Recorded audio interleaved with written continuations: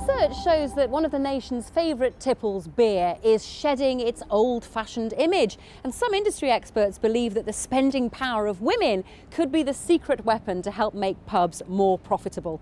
Marverine Cole hit the ale trail.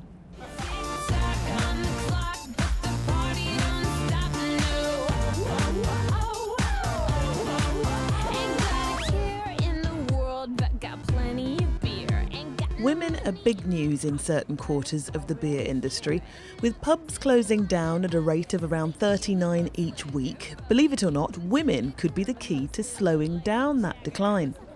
The number of women who say they regularly drink cask ale as part of their normal routine has gone up from about 600,000 to about 1.3 million. I think they're usually quite surprised when I introduce where I'm from. But actually it's a real conversation opener, not only with the person behind the bar, but all the other customers in the pub. It's an industry that's been plagued with men-only images like these for decades. Double Diamond, the beer the men drink. So when I decided to investigate the changing beer scene, I discovered a fair few women who are at the forefront of a beer revolution. Come on! Come on! Hurry up, Mary, come on! Just a few decades ago, advertising campaigns were alienating women just a teeny bit. Men dreamt about beer, and their daily challenge was to sneak off from the missus and grab a cheeky pint. Give us another pint of tavern, George. What are you doing, Chris? They're marking the ceiling. Listen carefully. Thousands of years ago, women invented beer. Repeat, women invented beer.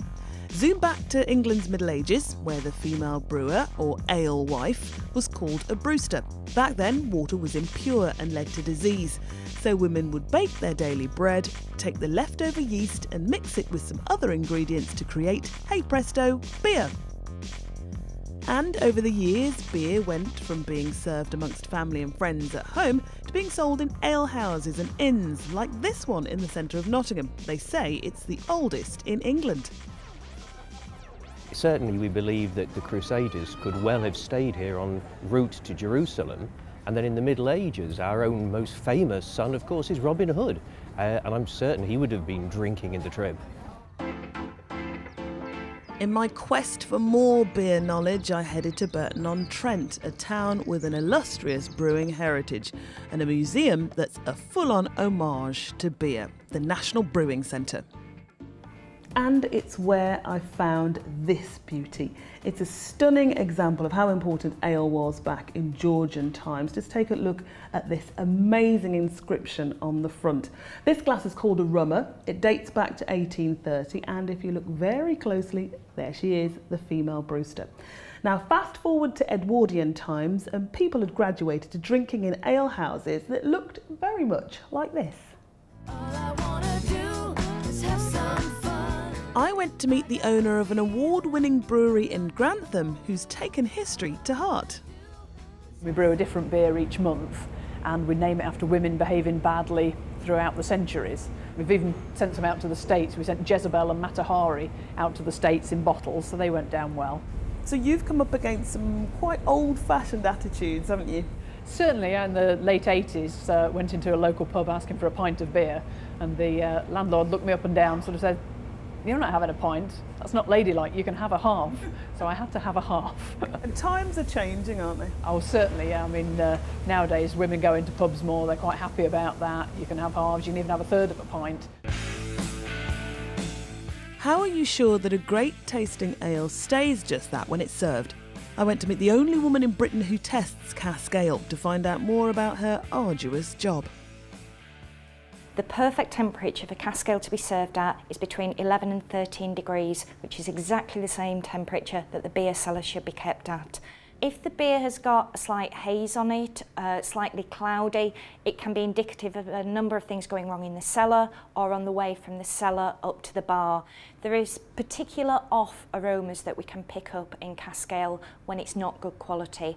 One of the key ones is if a beer smells vinegary or sour, it's an indication that the beer's been on sale for too long.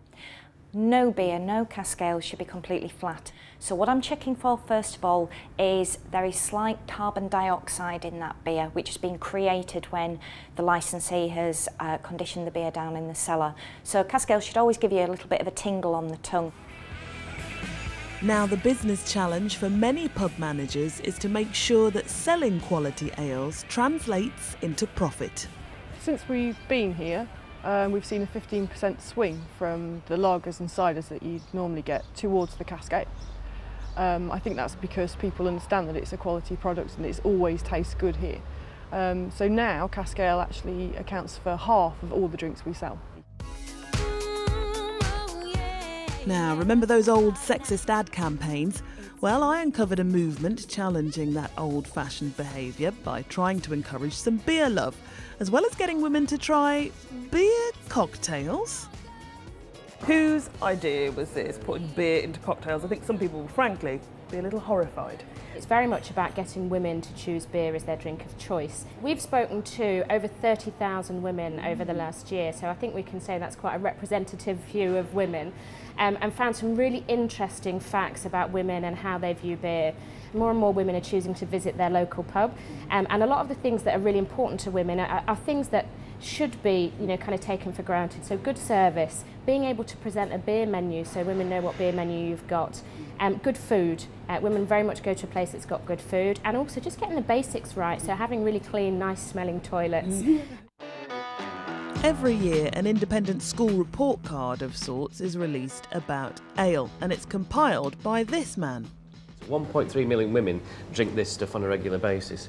Pubs need to offer something that people can't get elsewhere. Beer in supermarkets is very cheap. Cask beer, cask ale, you can't get it at home. You can't buy it in the supermarket. People seem to really like it. There's more women, they're very upmarket, they're affluent, they're at a life stage where they've got a bit more money to spend. When they spend in pubs, they don't just buy beer, they're more likely to buy food as well. They bring friends in with them. It's not right for every pub, but for the pubs that it is right for, it can be the difference between staying open and going under. All this talk of beer was quite frankly making us hungry. Cube, the landlady and food and beer matching enthusiast from the Kean's Head in Nottingham. With the icing, it almost goes kind of marzipan-y, a bit almondy because of the licorice that's in. But the cake's not so overpowering, is it? And the beer's not overpowering, but you put the two together and you get a really strong. Do you know what it is? Absolutely blown my mind, that has, because when you were talking about how this has got a licorice flavour to it, I tasted the licorice, but I didn't dislike it. I think there's nothing better than going to the pub on a Sunday afternoon, Sunday papers, little plate of cheese, favourite pint, absolutely perfect. What a way to spend a day. It really is. Yeah. With thousands more women joining this beer revolution, coupled with a beer scene that's working hard to shed its old-fashioned image, I think it's become a case of don't knock beer until you try it. Cheers.